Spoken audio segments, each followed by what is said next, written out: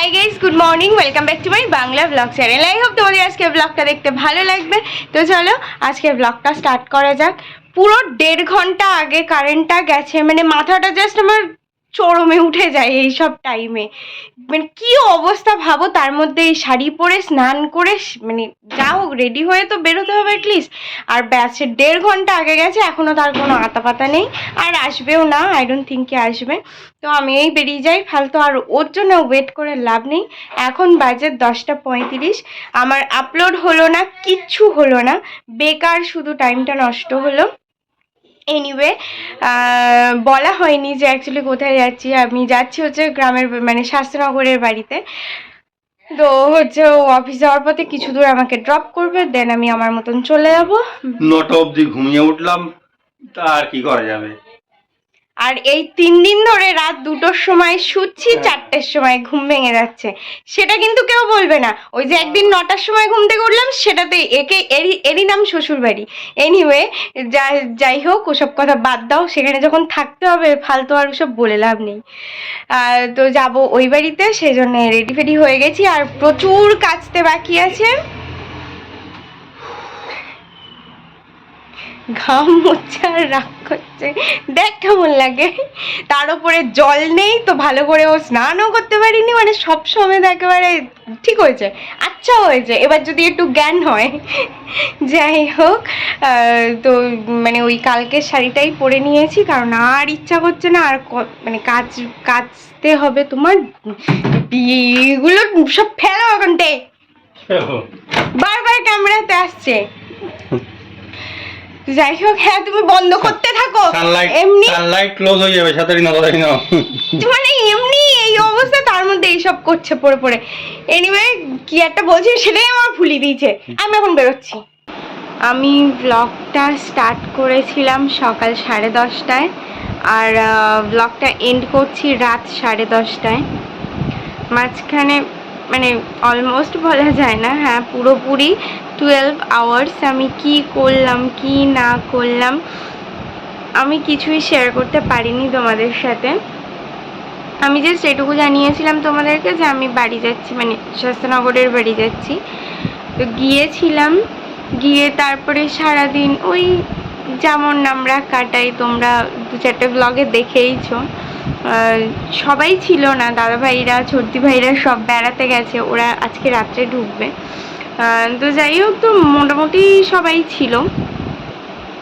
বদ্দি ভাই ছিল, টগরিদিরা ছিল, ছোটমণি এসেছিল গোপীকে নিয়ে, তারপরে মলি এসেছিল। তো সবাই মোটামুটি ছিলাম, আর এই টুকটাক গল্প আড্ডা হাসি সব কিছুই হচ্ছিল। বাট একটা ব্যাপারে আমি ফুল স্টাক হয়েছিলাম, সেটা হচ্ছে তোমাদেরকে বললাম যে কারেন্ট টোটালি আসলো না, তো আমি আপলোড করতে পারিনি।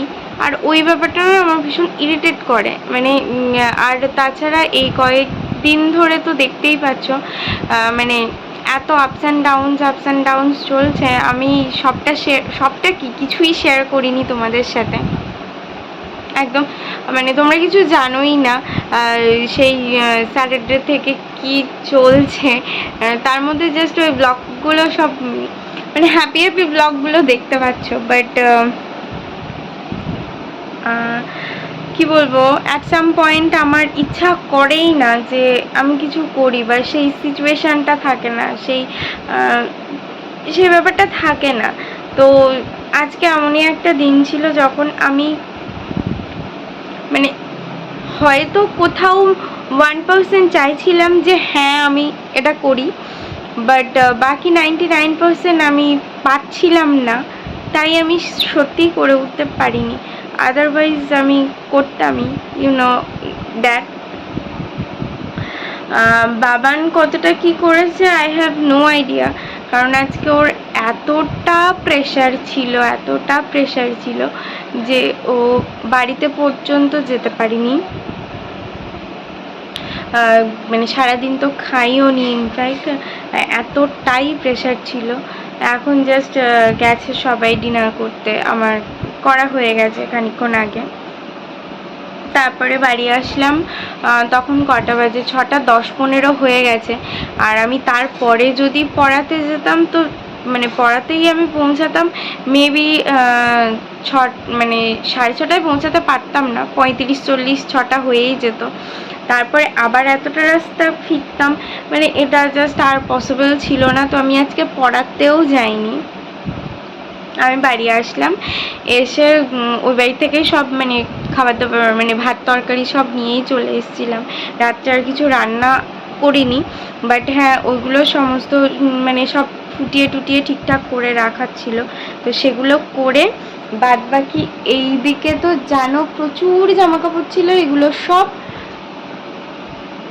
আমার সামনেও সব দড়ি টানিয়ে লাগানো হয়, মানে দড়ি টাঙিয়ে সব মেলা আছে।